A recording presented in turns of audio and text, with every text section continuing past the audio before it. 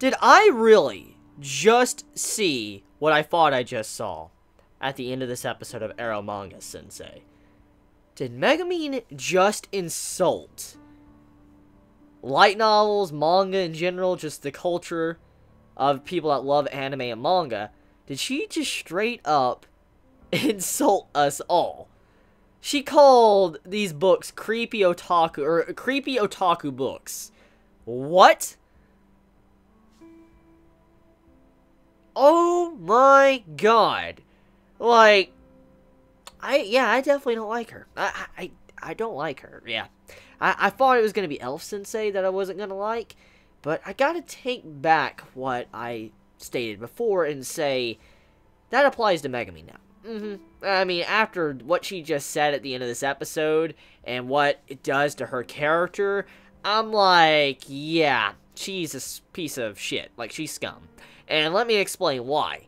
So, this character, Megumin, her entire purpose and the reason why she wants to befriend, Sagiri, is because she wants to befriend her entire class. She wants to say, like, oh, everybody in this, my class is friends. And that's kind of what she wants to do. And she also wanted to be her first friend just to say it, like, oh, I was her first friend. So it's more of just, her own self. Just doing it for her own selfish reasons. So she's not going out of her way in the kindness of her heart to help out Sagiri and, help her, meet people, make friends, whatever. She's not doing that. She's only doing it for her own selfish reasons. And when she says something like that at the end, it once again reconfirms how much of a scumbag she is when she states like, oh, I guess I need to read these, creepy otaku novels as well. And the reason why she's saying that is because I need to read these just for I can become friends with Sagiri and eventually she'll like me, even though she doesn't like these books at all in the first place. She's only reading them just for she can continue her own selfish desires / goal. So, yeah, Megumin, as a character, fuck you. I don't like her. I don't like her. Do not like her. Now, besides all of that, there was so many scenes in this episode that, once again, just like, you're going to jail. You going to jail. The sirens, all that, you going to jail. Because there's just so many scenes in this episode with Sagiri and other characters like Elf Sensei and all that. You're just like, we are on the watch list. Like, we're going to get hunted down. Like, I mean, it's any day now. Like, someone's going to just bash in your door and all that. Because, yeah, that's the type of series this is. But all jokes aside, it might not be a joke for much longer, but all jokes aside, though, this episode, how did the MC fuck up that beginning that bad? Like, how did that even happen? Can I just ask that? How did the MC mess up that bad with confessing his love to his sister? Like, how do you do that?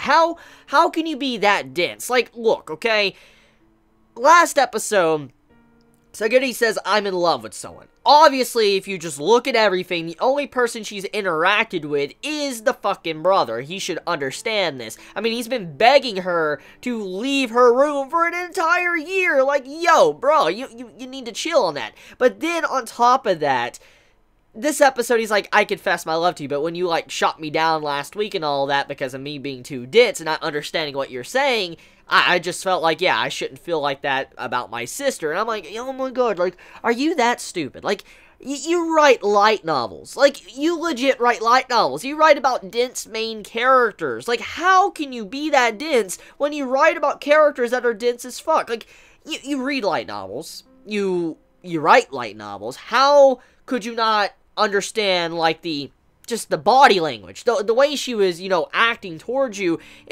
she's screaming like she loves you. Like, how do you not see it? How did our main character mess up that bad? Even Sagiri, she's like, how'd it come to this? Like, she didn't even understand how he went to that point after everything that's happened. Like, she was even confused. Just, how could he mess up that bad? Like, oh my god, like, he really is a light novel protagonist. Like, the density, like, he's just so dense, dude. Like, this man not getting a clue, understanding what's going on here for certain vibes and stuff like that. Just like that man, like, oh my god, like, how do you mess up that bad? Anyways, though, besides that, let's talk about Eromanga Sensei, or Sagiri, and how she needs inspiration now. This definitely is going to turn into some form of meme material in the future. I can already see it. Because what she said in this episode, I could see many taking a picture of that and then using that for certain arguments in the future, or for forums, social media, or whatever, just because of the way, you know, Eromanga Sensei said it. Let me explain what she said. She's like, when I see a cute girl and all that, I just can't help myself. I want to see, you know, her panties and all that. And I'm like, what? What? Like, what? What? And the way she acted and all that, I was like, it's just so weird seeing a girl her age. I mean, how she's, you know, acted towards our MC, Masamune, and all that. It's crazy to see her act like that. And I do like the contrast with how different she is online compared to in person. That is a really nice trait, and it really makes a lot of sense when it comes to actually how the real world is. Because, I mean, let's use some examples here. Let's say you're playing some games, okay? You're going on your Xbox or PlayStation or your PC, whatever you play on. You're sitting there playing some games and all that. Obviously, when you get into gamer mode, you probably act a little bit different compared to how you are when you are in face-to-face with a person. For instance, let's say you talk to people in real life, completely different to how you talk to people on games. And that's kind of what Sagiri was doing. She was showcasing this different side to her, a side you normally don't see. She's either very bubbly or she's very expressive, and she just says things that she normally wouldn't say like that when she's in person with someone. So seeing, you know, her actually talking to a computer screen and, you know, saying what she wants to say, it makes sense how she was able to act like that without really holding back, because overall, sometimes when you're online, you can act a little bit different compared to how you are in real life. So that was a really interesting trait they threw into this episode. But then, on top of that, though, I just, like, what was going on with Elf Sensei in this episode and how she was trying to run from the people trying to, you know, make her work,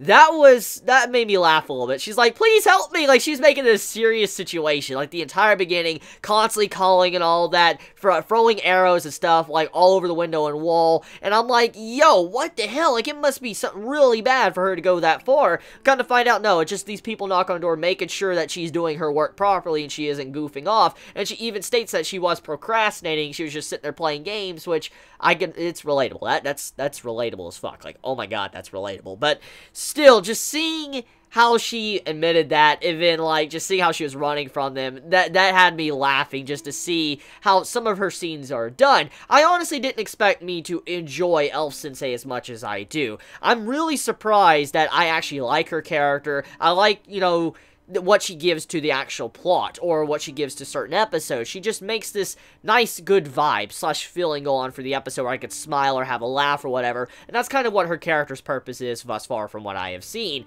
So yeah, I mean, overall, I think this episode was very strong. I had a very strong episode, and I mean, like, oh my god, there was just so much, like, oh my god, there was just so much fan service for, you know, security and all that. I'm like, oh my god, like, why? Like, why? Like, this series needs to chill. Like, it needs to fucking chill.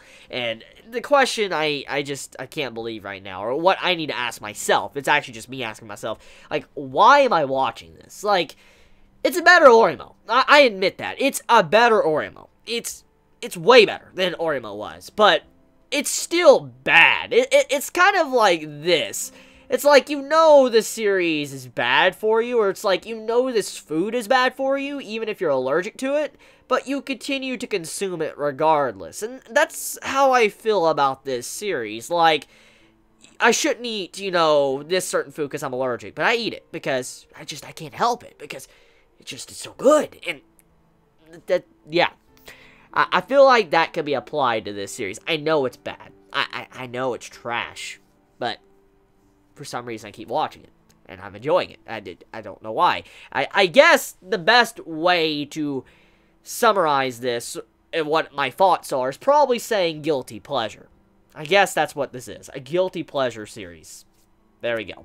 So, let me know your thoughts in the comments below. I love you all so much. Please be safe. Chibi out.